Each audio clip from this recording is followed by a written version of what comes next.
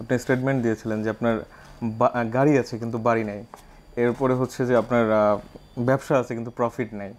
তো এটা তো অনেক আগে দিয়েছিলেন, এখন কি অবস্থা? এখন কি প্রফিট আছে? প্রথমত হলো 2015 সালে নির্বাচন, তখন আমার গাড়ি ছিল, বাড়ি ছিল না। আজও আমার গাড়ি আছে, বাড়ি নেই।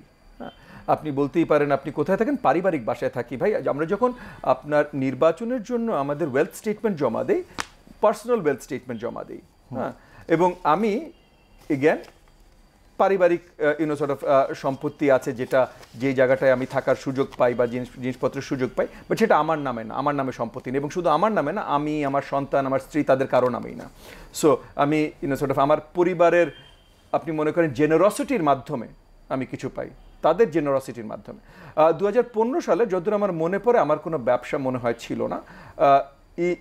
গত 2-4 বছর আমি ছোটোখাটো কিছু ব্যবসার সাথে এসে হয়েছি।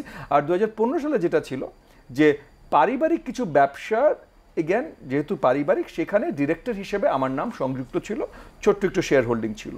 এবং ওই ব্যবসাগুলোর ওই সময় প্রফিটেবল ব্যবসা ছিল না, সেটা অনেক কারণেই ছিল না, সেটা ভিন্ন বিষয়। বাট ওই ব্যবসাগুলো যেগুলোর সাথে আমি সম্পৃক্ত ছিলাম সেগুলো প্রফিটেবল ব্যবসা ছিল না। তবে ওই ব্যবসাগুলোর সাথে সম্পৃক্ত মানে কি, যে ওই পারিবারিক কারণে আমার একটা ছোট শেয়ার হোল্ডিং ছিল, আমি কাজে কর্মে ওগুলোর সাথে জড়িত ছিলাম না। রাজনীতি করছেন তো কি মনে হয় যে রাজনীতিতে এসে আপনার রাইট ডিসিশন নিয়েছেন নাকি ভুল ছিল ডিসিশনটা? দেখেন, রাজনীতি যারা করে বা যারা মনে করেন আমাদের দেশে অনেক ধরনের রাজনীতিবিদ হয়, ছোট রাস্তাঘাটে গুন্ডামি করে বা কলেজ ক্যাম্পাসে গুন্ডামি করে, ওই হেলমেট বাহিনী এগুলো হয়ে রাজনীতিতে ঢুকে। অনেকে আছে আপনার কি বলার নাম, তার পারিবারিক ব্যবসা হলো রাজনীতি, বাবা ছিল, চাচা ছিল, দাদা ছিল, ওইটা ধরে রাখতে হবে, কেন ব্যবসা ধরবেন না, নাহলে ব্যবসা তো লুটে পড়ে যাবে। সো ওই ব্যবসা ধরা রাজনীতি।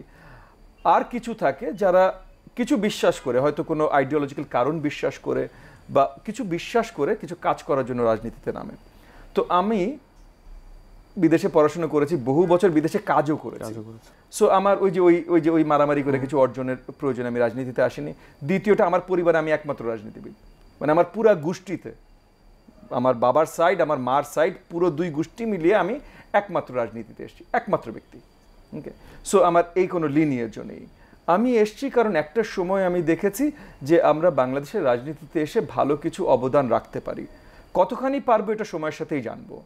আমার বিশ্বাস ইতিমধ্যে অনেক কাজ করেছি যেটার সুফল বাংলাদেশের জনগণ পেয়েছে। হয়তো ডিরেক্টলি আমার সাথে কানেক্ট করবে না যে আচ্ছা ববি হাজ্জাজ করেছে বলে পেয়েছি, বাট আমরা অনেকে মিলে করেছি বিধায় সেই সুফলটা। যেমন আজকের এই যে আজকে তরুণরা যেটাকে বলছে স্বাধীনতা 2.0, বিজয় 2.0, এইটাও কিন্তু আমাদের এক একজনের এত বছরের অবদান ছাড়া হতো না। আমার একার না, আমি গত 13 বছর ধরে অবদান রাখছি। এর মধ্যে গুম হয়েছি, জেলে গেছি, আহত হয়েছি, অত্যাচারিত হয়েছি, অনেক কিছু হয়েছি।